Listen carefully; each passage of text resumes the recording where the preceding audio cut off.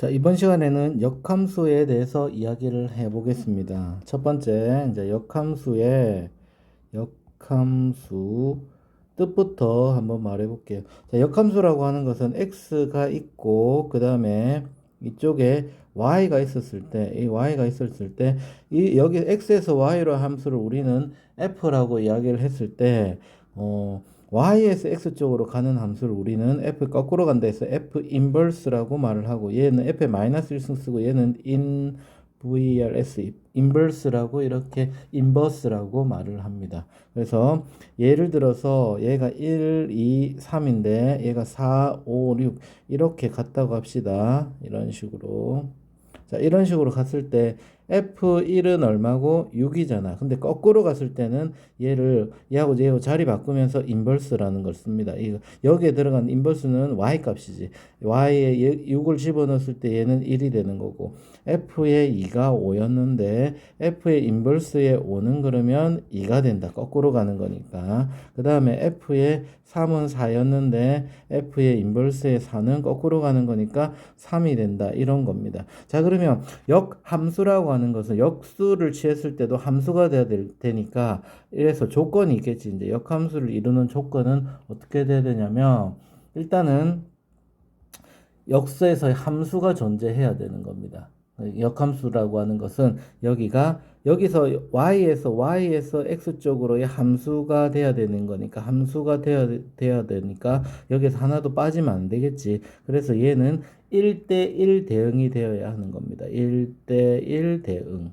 1대1 대응. 자, 어떤 게 fx에서 y로의 함수가 역함수가 되려면은요, y는 fx가 역함수가 되려면 얘가 1대1 대응만이 돼야지만 얘가 거꾸로 y에서 x로 가는 게 존재한다 이 말입니다. 역함수가 존재하려면 fx가 1대1 대응이 돼야 된다. 알겠죠? 자, 그 다음에 두 번째는 아까 봤다시피 y는 f에 x가 있으면 인버스는 x와 y하고 자리를 바꾸는 겁니다.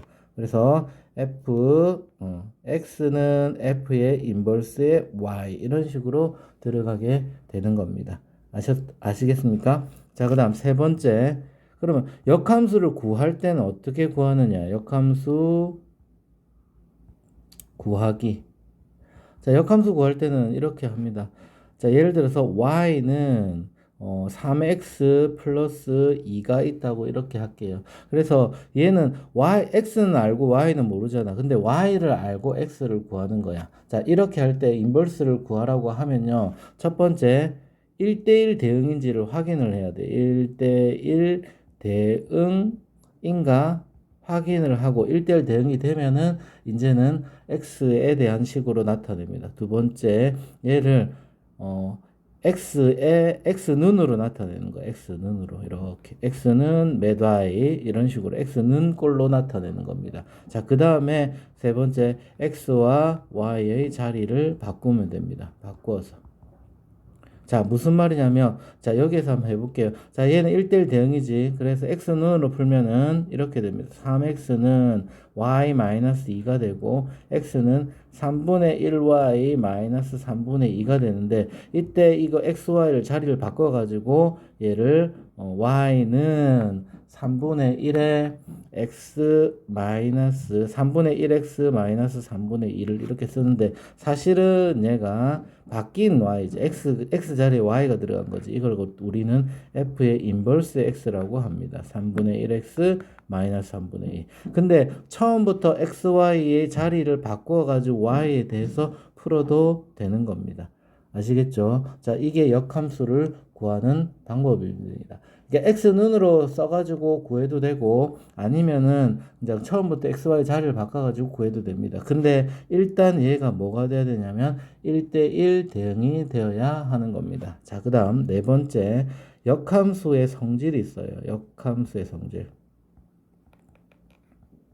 자, 역함수의 성질은 어떤 게 있냐면, 자, 첫 번째, f의 인버스는 얘는 다시 f가 되는 겁니다. 자, 그 다음 두 번째, f 인버스의 x를 하면 자기 자신인 x가 나오고, 뒤에서 f 인버스의 컴포지션 fx를 해도 자기 자신인 x가 나오는 겁니다.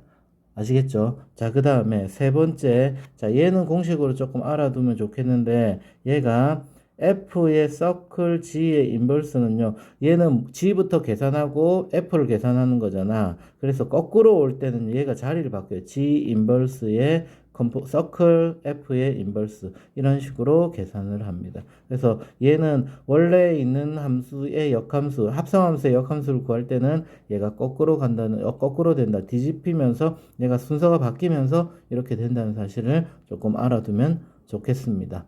아시겠습니까? 자, 그 다음에 다섯 번째는 뭐냐면, 다섯 번째는 역함수의 기하학적 의미예요. 역함수의 기하학적 의미. 기하학적 의미. 자, 기하학적 의미는 역함수는요, 얘가 이렇게 그래프가 돼 있을 때 역함수는 예를 들어서 뭐 함수 이런 식으로 돼 있잖아. 얘는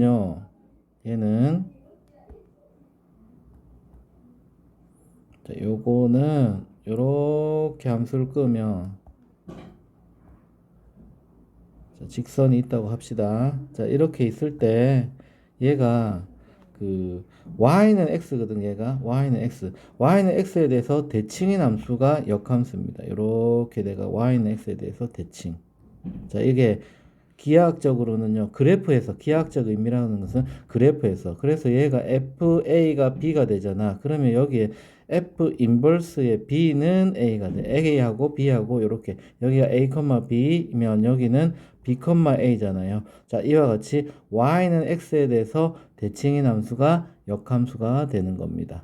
아시겠죠? 그러면 F와 어떤 함수 F의 인버스의 X가 만나는 점이다 이렇게 하면 얘는요 대부분 이렇습니다. 얘가 만약에 이렇게 됐다면 만나는 거는 Y는 X하고 이렇게 같이 요 위에서 이렇게 만나게 되는 거예요. 그래서 역함수의 교점을 구하라고 할 때 역함수의 교점을 안 구해도 되는 게 fx랑 여기가 fx가 있으면 얘는 f의 인버스 x가 되는데 얘가 y는 x에 대해 대칭이기 때문에 얘가 만나는 거는 fx랑 y는 x 얘랑 만나는 교점과 같습니다. 교점과 같다. 누가요? fx와 f 인버스 x의 교점은 누구랑 같다고? fx와 y는 x 얘의 교점하고 같습니다. 그래서 굳이 교점을 구하라고 하면 어떤 함수와 어떤 함수의 역함수의 교점을 구하라고 하면 얘를 역함수를 구하지 않아도 y는 x와의 교점을 구하면 된다는 사실